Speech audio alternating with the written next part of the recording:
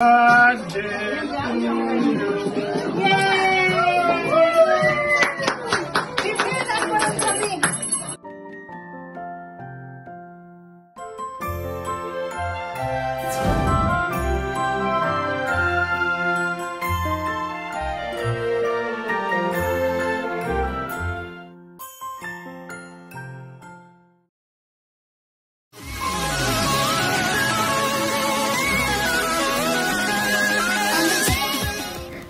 Hello friends, আসসালামু আলাইকুম। Welcome back to mix and match. আমি আফরিন। কেমন আছেন সবাই?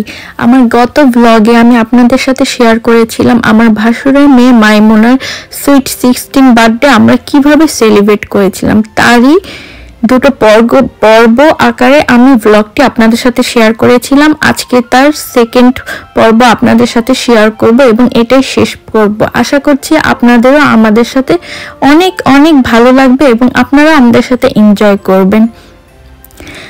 তো ভাবির বাসায় তো ঢোকার পর অনেক মজা হলো, বাচ্চারাও অনেক মজা করেছে। আপনারা হয়তো গেল ব্লগে দেখেছিলেন, ওই ব্লগের লিঙ্কটা আমি এই ব্লগের ডিসক্রিপশন বক্সে অ্যাড করে দিব, আপনারা চাইলে দেখে নিতে পারেন যদি কেউ মিস করে থাকেন।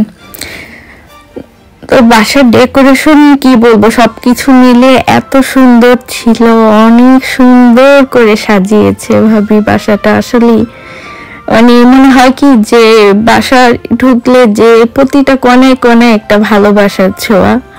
তো এই তো দেখি এখন ভাবি ডিনার অ্যারেঞ্জমেন্ট কি করেছে। তো দেখলাম মাশাআল্লাহ অনেক অনেক আইটেম ছিল ডিনারে, আর সবকিছুই ভাবি বাসাই করেছে, নিজের করা।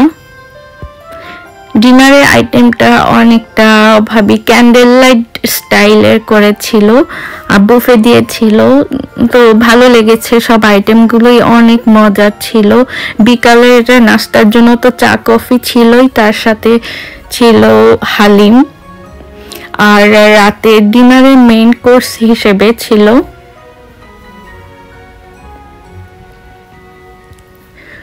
চিকেন রোস্ট,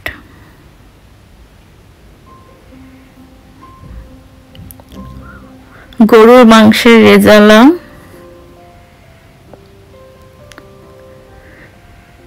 চাইনিজ ভেজিটেবল আর পোলাও, আর সাথে ভাবির special whole roasted turkey chicken. সবকিছু অনেক মজা হয়েছিল, খাবারগুলো আসলে অনেক ভালো লেগেছে, টেস্টটাও অনেক ভালো ছিল। আর আগেই বলেছিলাম ভাবি অ্যারেঞ্জমেন্টটা ছিল অনেকটা ক্যান্ডেল লাইট স্টাইলে, যেহেতু ডিনার প্রোগ্রাম ছিল। তো ভালো লেগেছিল যে পরিবারের সব আত্মীয় স্বজন অনেকদিন পর একসাথে একত্রিত হলাম, দেখা হলো, একসাথে খাওয়া দাওয়া, গল্প, কিছু ফ্রেন্ড সার্কেলও ছিল, অনেক সুন্দর সময় কেটেছে। আর আমাদের সেই ছোট্ট মাইমুনা দেখতে দেখতে মাশাআল্লাহ আজ 16-এ পা দিয়েছে, কত বড় হয়ে গেল। আপনারা সবাই মাইমুনার জন্য অনেক অনেক দোয়া করবেন। তো ভাবি আমরা এখন কেক কাটবো, এই জন্য ভাবি সব ক্যান্ডেল গুলো রেডি করছে। এই হচ্ছে আমাদের সেই নিপা ভাবি, আজকে এই প্রোগ্রামের হোস্ট। মানে এত সুন্দর করে ভাবি সবকিছু সাজিয়েছে। আপনারা যারা আয়ারল্যান্ডে থাকেন, আমার যারা আয়ারল্যান্ডের সাবস্ক্রাইবাররা আছেন, তারা চাইলে নিপা ভাবির সাথে কন্ট্যাক্ট করতে পারেন। ভাবি নিজেই ইভেন্টের কাজ করে, আর এই সব আজকে প্রোগ্রামের সব কিছু ভাবি সম্পূর্ণ নিজে হাতে করেছে। ভাবির ইভেন্টের নাম হচ্ছে শারমিনস ইভেন্ট। আসলে দেখার মতো, ঘরোয়া ছোট্ট একটি পরিবেশে এত সুন্দর করে সব সাজানো গোছানো, অনেক ভালো লেগেছিল। আইটেমগুলো যেরকম মজা ছিল সেরকম ডেকোরেশন সবকিছু মিলিয়ে অনেক অনেক সুন্দর একটা অ্যারেঞ্জমেন্ট ছিল। আর ভাইয়া ভাবিকে তো স্পেশালি অনেক অনেক ধন্যবাদ এত সুন্দর অ্যারেঞ্জমেন্ট করার জন্য। আমরা সবাই মিলে অনেক দিন পর অনেক সুন্দর কিছু সময় কাটিয়েছিলাম।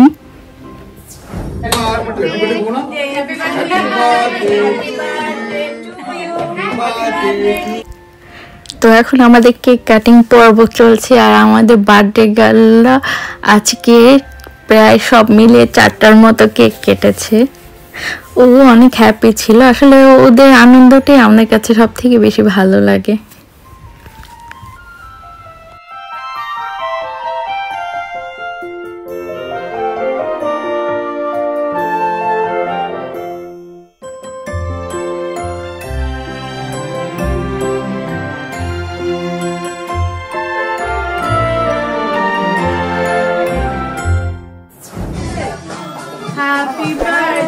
হাততালি নেই কেন? Claps claps. Happy birthday to you, happy birthday.